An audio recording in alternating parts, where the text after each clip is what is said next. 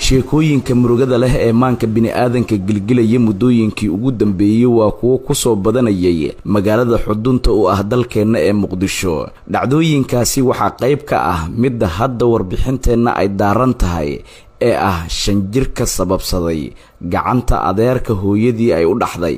aniga haanta dheer soo maro saarnaay moto bajaaj ayaa xaaliyada cunugaadii go'dinta sida ay soo waayay. tani waa hooyo Naciima Abshir oo saygeedii uu nolosha dhaafiyay wiilkeedii yaraa. waxa ay ka sheekaynaysaa sida ay u dhacday arintan argagax leh. dhacdadaana waxay igu dhacday shalay anigoo maqan oo isbitaal aaday bas cunug inaa walaashay u dhigtaa rabay waa u dhigi waa bas sida ay igu dhigay wuxuu dhahay ilaa cunug ana haaya ana ku si fiiriyaa u dhahay bas cunug waa ugu tagaa sidoo ooyaa waan baxay isbitaalka markaa tagay oo soo noqday aniga haanta dheer soo maro saarnaay moto bajaaj ayaa xaaliyada cunugaadii go'dinta sida ay soo waayay. cunugtaada oo dhintay dhahay cunugay ma dhintaa dhahay cunugay soo ku dhimatay dhahay marka sida aan dhahay markay xoogahay cunugeygii xaasiisay wax ma siino dhahay cunugaadii naqas ku soo bood cunugay xana naqas kuma boodayna wiliisa naqas kuma dhicina haasi kala qood ma yaala kul hal guriga imaado guriga imaaday ambaar markaa jooga cunuga fiidiyay qofta u horeys korkiis fiirs aniga ahay korkiisa fiidiyay meelaha ana xaq ku taalay wajida hortarkooda waxaan ka arkay garaafo markaa ka arkaan caloosh ka qaabiyay caloosha waxa lagu dhuftay bareeskan xoobahay oo do bareeska u taqaanid ayaa lagu karaacay oo calooshiisi macal meesha u dhaxays meelaha diirmiya ku taalo caloosha ay hurtay hooya ahay marka cunugeygii gacan kar darnaa dishay marka inaa cadaalad inaa loo qabtaan jeclahay wax walbo sharciga oo ku tiirsan yahay in wax walba loo sameeyaan jeclahay cunugeygii gacan kar darnaa dishay marka gacan dish inaa duldoogshaa loo qabto loo xukumaan jeclahay hooya ahay baarkay dabqaa marka. dhinaca kale Deeqa Cabdullaahi Maxamuud waa eedada wiilka yar ee dilkiisa uu u dhacay sida lama filaanka ah. waxa ay sheegtay in wiilka markii ay kala tageen labadiisa waalid uu gacanta ku hayay awowgiis waxa ayna xustay in kadib ay dalbatay wiilka hooyadii in lagu soo wareejiyo wiilkeeda. waxa ay tilmaamtay in muddo ku siman 5 bil uu la joogay hooyadii balse arintan dhacday iminka ay la amakaageen qoyska wiilka uu ka dhashay. cunuga awowgiisa hayay aabiisa ka soo waday hooyadiisa waxay tir cunugayga rabaa wiilka aabiis Maxamed allaha Maxamed oo ilaa cunuga isii maalmaha kamida Maxamed aan oo imaaday wuxuu dhahay deeqo cunugana xaaro hooyadiisa inaa siiyo seeni la tahay hada Maxamed cunug hooyadiis wax ugu roon ma leh inaa siiso anaga waa jecelnahan dhahay maadaama hooyadiis ay haday daryeelaysaa oo nin oo qabo wuxuu dhahay Maxamed hooyadiis ninkeedu isku rabaa cunuga inay haystaan sidii lagu siiyay ka bacdeedna hadda waxaan soo yeertay cunugii waa dhimay cunugii si xun loo dilay waxa ka muuqda la yaabayo walaalkay Maxamed waxaan jecelahay wiilkiisa inuu cadaalad helo. waxdibana ma jiraan saqiiraan intay saaca soo qoraay hadii gacan bilaan disho iyo hadii malaka may dilo saacaas ma dhaafeen. xasan Dhiblaawa Faarax oo ah awoowaha dhalay wiilka yar ee sida arxan darrada ah loo dilay aabihii ayaa dalbaday in cadaalad la marsiiyo ninka falkan ku kacay. wiilkayga dhalay anna awoowaha wiilka dhalan dhalay maydkii waa soo qaadnay waa yaalaa wiilka waa kaligii anna wiilkaan dhalo way ku kaligii dacwadii haddii la furay wuu qirtay gacantaydan oo ku sababsado waraanaa dila yaa waa laga qoray waa laga akhriyay waa qirtay tolkiisii oo yimid iyo tolkaani waa u qirtay in maydka la raacsiyo saasaan jeclaa lahaa fartintaas waxaan diraa wixii islaam oo ashahaata iyo alle weynayo koonkan abuura.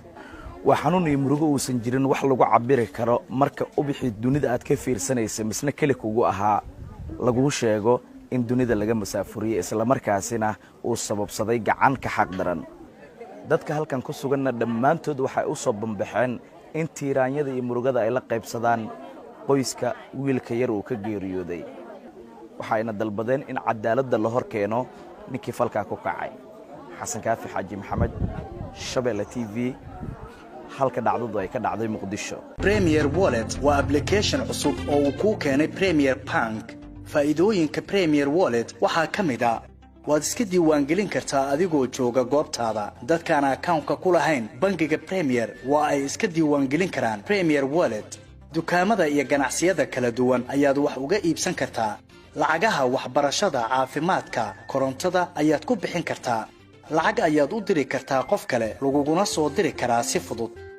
account-kaaga iyo Mastercard-kaaga Premier Bank ayaad ku xiran kartaa kana maamulan kartaa. lacag ayaad ka dalban kartaa asxaabtaada ama waad ogolaan kartaa lacag laga soo dalbaday. dhaqdhaqaaqa lacagahaagana waad kala socon kartaa. ganacsiyadu waxa ay leeyihiin ab u gaar ah oo ay kala socon karaan xogta lacag bixinta macaamiishooda. intaa iyo in ka badanba ka hel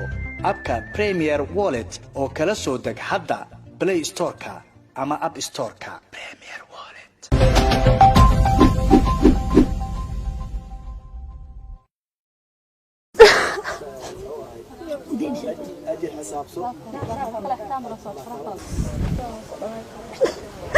sheekooyinka murugada leh ee maanka bini'aadanka gilgilaya muddooyinkii ugu dambeeyay waa kuwo ku soo badanayay magaalada xudunta u ah dalkeenna ee Muqdisho. dhacdooyinkaasi waxaa qayb ka ah midda hadda warbixinteenna ay daaran tahay ee ah 5 jir ka sababsaday gacanta adeerka hooyadii ay u dhaxday. aniga haanta dheer soo maro saarnahay motobajaaj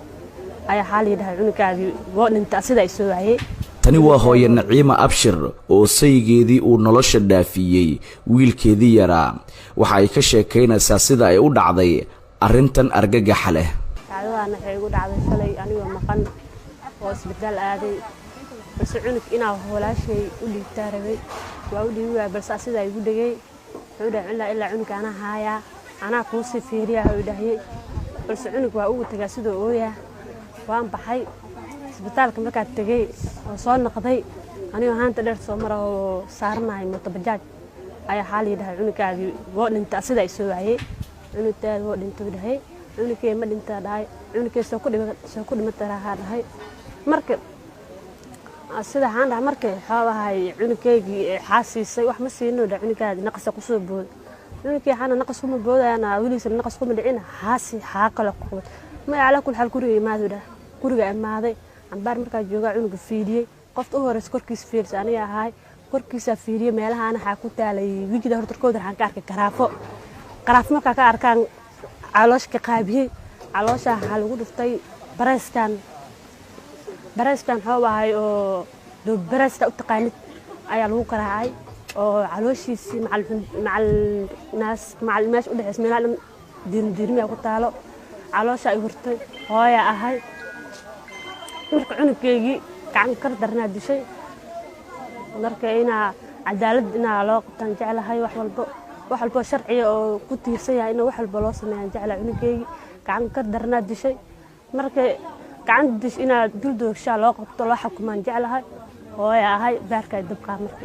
dhinaca kale Deeqa Cabdullaahi Maxamuud waa eedada wiilka yar ee dilkiisa uu u dhacay sida lama filaanka ah. waxa ay sheegtay in wiilka markii ay kala tageen labadiisa waalid uu gacanta ku hayay awowgiis. waxa ayna xustay in kadib ay dalbatay wiilka hooyadii in lagu soo wareejiyo wiilkeeda. waxa ay tilmaamtay in muddo ku siman 5 bil uu la joogay hooyadii balse arrintan dhacday iminka ay la amakaageen qoyska wiilka uu ka dhashay. cunuga awowgiisa hayay aabiisa ka soo waday hooyadiisa waxay tiri cunugayga rabaa wiilka aabiis Maxamed allaha Maxamed oo ilaa cunuga isii maalmaha kamida Maxamed aan oo imaaday wuxuu dhahay deeqoy cunugana xaaro hooyadiisa inaan siiyo seeni la tahay xaada Maxamed cunug hooyadiisa wax ugu roon ma leh inaan siiso anaga waa jecelnahan dhahay maadaama hooyadiisa ay haday daryeelaysa dhahay oo nin oo qabo wuxuu dhahay Maxamed hooyadiis ninkeeda isku rabaa cunuga inay haystaan sidii lagu siiyay ka bacdeedna hadda waxaan soo yeertay cunugii waa dhimay cunugii si xun loo dilay waxa ka muuqda la yaabayo walaalkay maxameda waxaan jecelahay wiilkiisa inuu cadaalad helo waxdibana ma jiraan saqiiraan intay saaca soo qoraay haddii gacan bila'aani disho iyo haddii malaka may dilo saacaas ma dhaafeen xasan dhiblaawa faarax oo ah awoowaha dhalay wiilka yar ee sida arxandarrada ah loo dilay aabihii ayaa dalbaday in cadaaladda la marsiiyo ninka falkan ku kacay wiilkaygaa dhalay anna awoowaha oo wiilka dhalaan dhalay maydkii waa soo qaadnay waa yaallaa wiilka waa kaligii anna wiilkaan dhalo waygu kaligii dacwadii haddii la furay wou qirtay gacantaydan oo ku sababsado war anaa dila yaa waa laga qoray waa laga akhriyey waa qirtay tolkiisii oo yimid iyo tolkaani waa u qirtay in maydka la raacsiiyo saasaan jeclaa lahaa horta intaas waxaanu diraa wixii islaama oo ashahaata iyo alle weynayo koonkan abuura waa xanuun iyo murugo uusan jirin wax lagu cabiri karo marka ubixii dunida aad ka fiirsanaysa misna keli kugu ahaa laguu sheego in dunida laga masaafuriyo isla markaasina uu sababsaday gacan ka xaq daran dadka halkan ku suganna dhammaantood waxay u soo bambaxeen in tiiraanyada iyo murugada ay la qaybsadaan qoyska wiilka yar uu ka geeriyooday waxayna dalbadeen in cadaaladda la hor keeno ninkii falkaa ku kacay xasan kaafi xaaji maxamed Shabeelle TV halka dhacdadu ay ka dhacday Muqdisho Premier Wallet waa application cusub oo uu ku keenay Premier Bank faa'iidooyinka Premier Wallet waxaa ka mid ah waad iska diiwaangelin kartaa adigoo jooga goobtaada dadkaan account-ka ku lahayn bangiga Premier waa ay iska diiwaangelin karaan Premier Wallet dukaamada iyo ganacsiyada kala duwan ayaad wax uga iibsan kartaa lacagaha waxbarashada caafimaadka korontada ayaad ku bixin kartaa lacag ayaad u diri kartaa qof kale laguguna soo diri karaa si fudud account-kaaga iyo Mastercard-kaaga Premier Bank ayaad ku xiran kartaa kana maamulan kartaa lacag ayaad ka dalban kartaa asxaabtaada ama waad ogolaan kartaa lacag laga soo dalbaday dhaqdhaqaaqa lacagahaagana waad kala socon kartaa ganacsiyadu waxa ay leeyihiin ab u gaar ah oo ay kala socon karaan xogta lacag bixinta macaamiishooda inta ay in ka badanba ka hel abka Premier Wallet oo kala soo deg hadda Play Store-ka ama App Store-ka Premier